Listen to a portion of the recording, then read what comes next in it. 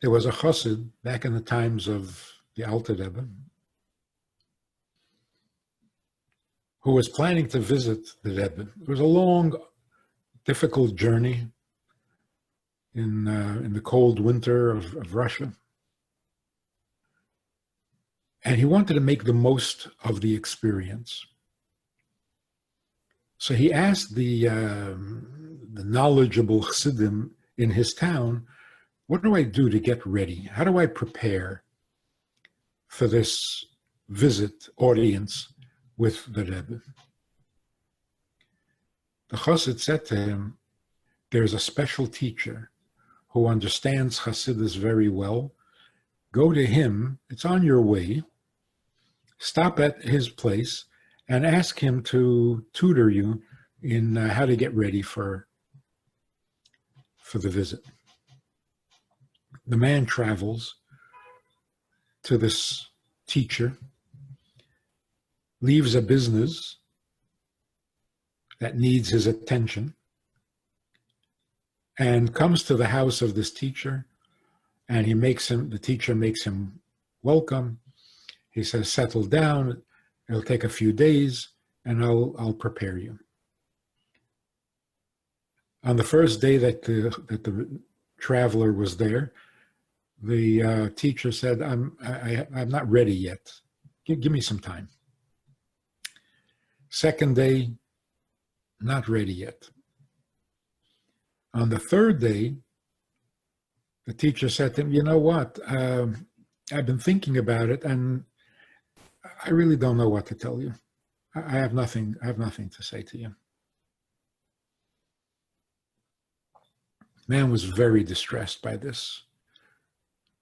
3 days away from his business, unnecessarily. And now he's going to the Rebbe and he's still not prepared. He doesn't feel ready. And he was really upset with this whole thing. He went, he visited with the Rebbe, and he came back. On his way back, he stopped at the home of this teacher to thank him. He said to him, I understand what you did, and I appreciate it. I was on the way to the Rebbe full of ambition.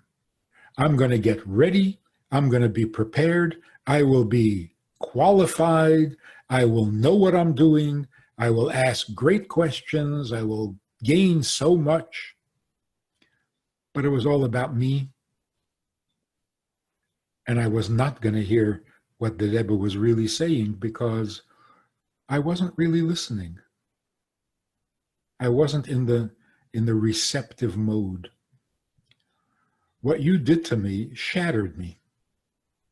And I came to the Rebbe feeling completely unprepared. So I just gave up. And I went to the Rebbe and I said, Rebbe, you tell me. And I heard. And I benefited. But only as a result of the humbling that you created in me by sending me off unprepared.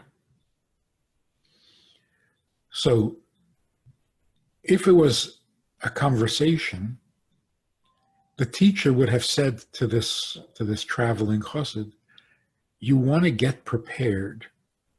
You want me to tell you how to be ready to receive information from the Rebbe, guidance in your life, and so on. And you want it to be real, and you want it to be true. You want to hear the truth. You can't handle the truth the way you're thinking. You're going there full of yourself. You're going to go there feeling sophisticated. I'm visiting the Rebbe. I'm asking questions. I'm prepared. You're not going to hear the truth. You're going to miss it. But if you go without preconceived notions, if you go there innocently, open, vulnerable, you'll get what you need. The teacher, in fact, didn't give him this lesson in words, He actually caused it to happen through his actions. He humbled him by sending him off without being prepared. In other words, not being prepared is the best way to go. Because then you're completely vulnerable and completely open to hearing the truth. Otherwise, you just hear what you want to hear. There's a humorous story. There was a chassid by the name of Reb Shmuel, who was a brilliant scholar, a very wise man, but he was also funny, a prankster. Many stories are told of his pranks. He dressed like a simple person, like a laborer. But when people would come to see the Rebbe, and he lived near the Rebbe, he would host them, he would put them up. And it bothered him when people would come to the Rebbe full of themselves, arrogant, thinking they're going to meet a peer, a scholar speaking to another scholar, and so on. And it really disturbed him. He hated that. One time, a man came to see the Alter Rebbe, who was really a great scholar, but very full of himself. He was staying at Reb Shmuel's house. Reb Shmuel brought him into his room, showed him to his room, and locked the door. Locked him in. The man was, of course, frightened by this. He pounds on the door and he says, what is this? Let me out. So Reb Shmuel said, I'm a sheikhet, and I'm preparing the knife, and we're going to shecht you because it's so important to go to the grave of a tzaddik before Yom Kippur. And we don't have a tzaddik buried here in our town.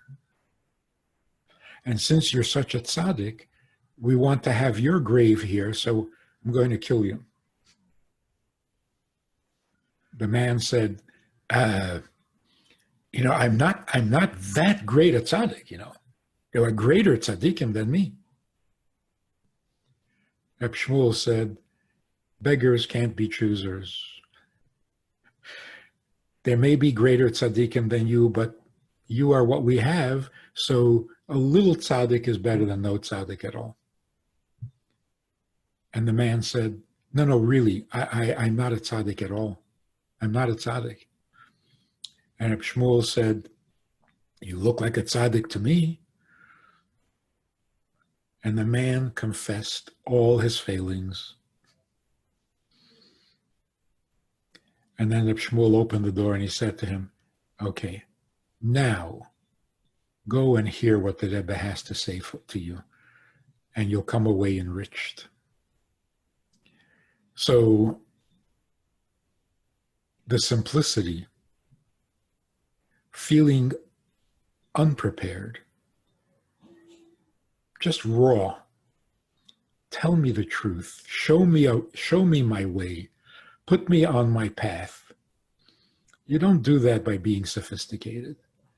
You don't do that by coming to a Rebbe feeling like an equal, or even less than that. When you go to the Rebbe, you go like a child, innocent, no assumptions, no preconceived notions. Don't expect to know, to be able to predict what the Rebbe is going to tell you. Be open. Be vulnerable. Then you hear the truth.